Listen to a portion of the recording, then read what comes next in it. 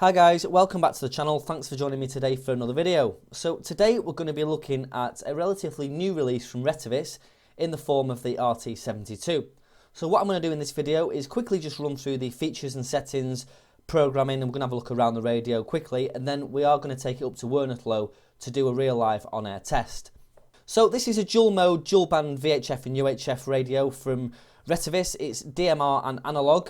UHF coverage is 400 to 470 MHz and VHF coverage is 136 to 174 MHz. It has all the usual things like SMS function. It does have manual programming, so you can program this from the front face, which is really good for DMR radios. It has a dual power output of 5 watts on high power and 1 watt on low power. It has customizable side buttons and an emergency button. And it also has GPS functionality, and it comes with an 1800 mAh 7.4 volt lithium ion battery. So if we have a look around the radio itself, you can see on the left there we've got the PTT, and we've got a couple of programmable buttons there, so you can program these to a multitude of different functions. On the front we've got the speaker and microphone and the screen, and we've also got a rubberized keypad as well. On the other side we've got the speaker mic port, and this also doubles up as the programming cable port, and underneath we've got a little USB port there for charging. And then on the back the battery clips into place there, and you can see there's a couple of screws to mount the belt clip with. Now on the top we've got a antenna connection there for an SMA antenna, which obviously comes with the radio. We've got a volume control knob there, which also acts as a power button. We've got our emergency button, and then it also looks like there's a recess there in the plastic, which may for some manufacturers have housed a flashlight, but there's nothing on this model, which is good. So in the box you get the RT72 radio, of course, you get the 1800 mAh battery, you get a power supply and charging dock, you get a belt clip and hand strap, and there's also an earpiece as well with a PTT, and there is quite a detailed user manual as well in the box. Now, as in a lot of my DMR videos, I'm not going to go into masses of detail on the programming. I'm just going to show you a couple of screen captures here of the programming software.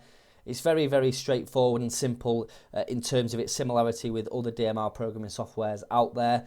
As I say in all my videos, DMR programming is a little bit of an art, but once you get your head around it and get used to it, it's very easy. It doesn't take long to whip up a code plug at all. The radio doesn't come with a programming cable. That's an optional extra on the website. So you'll have to look at the website for details. There is a link in the description below. And all you need to do is plug the radio in via the programming cable and upload the code plug to the radio, and you're good to go. So if we look at the menu here, you can see if we just press the menu button there, we've got contacts. So in here we've got digital contacts. You can add a contact, you can manually dial a contact, and you can view your contact CSV, which I haven't got in at the moment. You've got scan settings, so you can look at which areas you want to scan and set up scan zones. We've got zones, so you can see I've got DMR simplex and my local repeater in here. We've got messaging, so inbox, write, outbox, quick text, draft and delete, so you can send messages over DMR. We've got call log, so you can see who you've spoke to recently. We've got settings, so this is a 3-part menu. So in radio settings we've got talk around, tones and alerts, transmit power, backlight, squelch, intro screen, keypad lock, language, LED indicator, Vox, clock, private call match and group call match, which is basically promiscuous mode, GPS and APRS. Now I couldn't find any info about this APRS, but it is in the menus there, but I couldn't see anything in the programming. And then if we go to radio info, we've got the radio there, which has got my name and radio ID in, and then version, so you can see the firmware version. And then program radio, so here you can put in your receive frequency, you can put in your transmit frequency, you can change the timeout timer settings, contacts, so you can choose between your contacts, you can change the colour code, the time slot, the radio's ID, the radio alias, which is the name, and that allows you to program the radio manually through the keypad. And that's it for the menus. It's quite a simple menu setup on this radio, like with any other DMR radio. And within the programming software, you can select which menu options you have within the radio. So if you want to give it to someone who's not quite up to programming a radio, you can take all the menu options out and just give them the radio. So that way, if they're not used to using radio, they can't go wrong with it. Okay, so what we'll do now is we're going to head up to Werneth Low and put a few calls out on DMR simplex and maybe one of the local repeaters and see if we can make some contacts with this radio. Okay, so I've come up to Werneth Low now. It's a really nice day up here. The sun's out, makes a difference from all this rain we've been having. I've got the radio with me, so what we'll do is we'll just put a call out quickly on the DMR calling frequency and just see if anyone's knocking around. M3HHY mobile, M3HHY mobile, Werneth Low, listening on the DMR calling channel. Yes, M0KPH returning. Yeah, no worries. I got that over then. That was no problem at all. That was crystal clear. Yeah, I'm on the sort of the southern edge of Werneth Low. So I might be a little bit behind the hill. There's a couple of bits of buildings between us, so if we can't make a decent contact, I'll just move up the road a little bit. But I hope you're receiving me anyway. Back to you, M0KPH M3HHY mobile. You're coming in absolutely fine this end, Lewis. I'm on the X50 on the roof, so I'm about as best as I can be with the setup. I'm also on full power on the high tier, but the battery's showing low. I've got one on charge, and I've got the TYT radio as a bit of a backup in case this one does go. But I don't think I've any chance of having to go with the stock antenna as I originally thought I'd be able to. You are some distance away, and there's a few hills in between. M3HHY from M0KPH, back to you. Yeah, no problem, Phil. Well, I was receiving you fine then. No problem at all. I am in the car, I should point out. I'm actually sat in the car because there's a little bit of a wind and I haven't got a noise muffler for my microphone, so that's why I'm sat in the car. But yeah, I'm receiving you absolutely no problem at all now, Phil. You're sounding great up to Werneth Low. Are you in Bury? Just refresh my memory. I'm sure you're in Bury. Back to you. I'm just on the Retevis RT72 as well.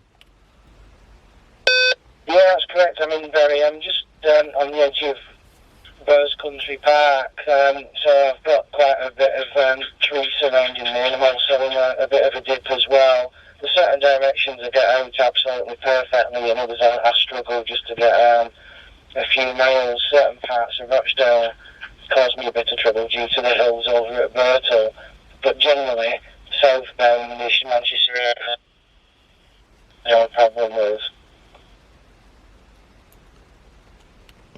Yep, no worries at all, Phil. Well, yeah, if I keep the radio exactly where it is, I'm receiving you absolutely fine. If I move it up a little bit, I lose you. But like I say, I think that's partly to blame because I'm sat in the car. But yeah, it's good to speak to you. It's been quite a while. I think, well, other than social media, I think it's probably been 12 months since we spoke on the air. So good to hear you again. I did get an email from the chap at the club as well. I don't know if you, well, I'm assuming you know about that, so that'll be quite interesting anyway to see what we can make of that. And of course the possibility of a fox hunt this year again will be good. Back to you, M0KPH M3HHY mobile.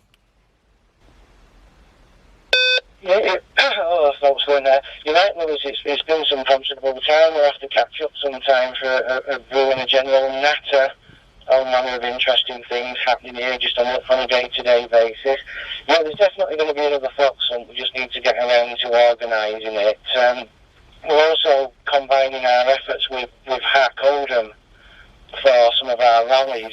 Last year they came and did a talk at the November rally on 3D printing, and this year we're getting them over for the Raspberry Pi, so that should be a good event in June.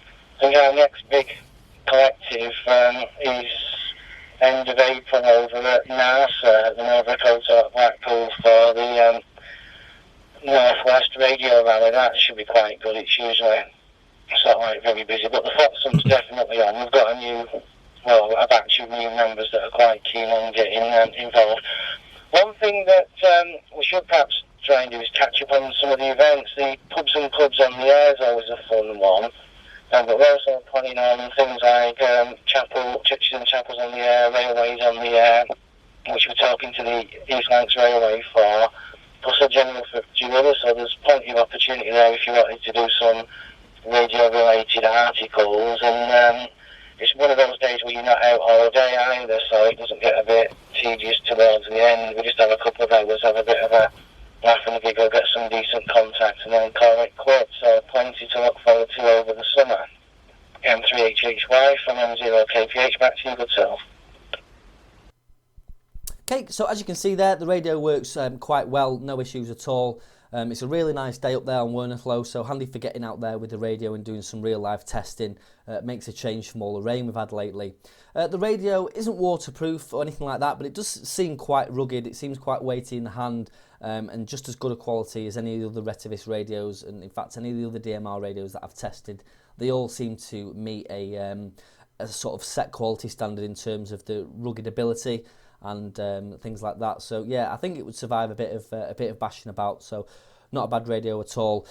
Didn't seem to suffer from any front end overload. Those who watch this channel regularly will notice that I go up to Wernaflow quite a lot, and in the past I've been hampered by some of the transmitter towers up there, but this one seems to fare the test quite well and seem to work, no problems at all, which is another plus. Okay, so I think we'll wrap that one up, guys. If you want to get this radio, the link is in the description below. Programming software link is in the description below as well, along with all my social media links, so make sure you hit me up on there. If you have any comments, suggestions or questions, drop them in the box below. And all that's left to do is say 7-3, and we'll catch you in the next one. Cheers.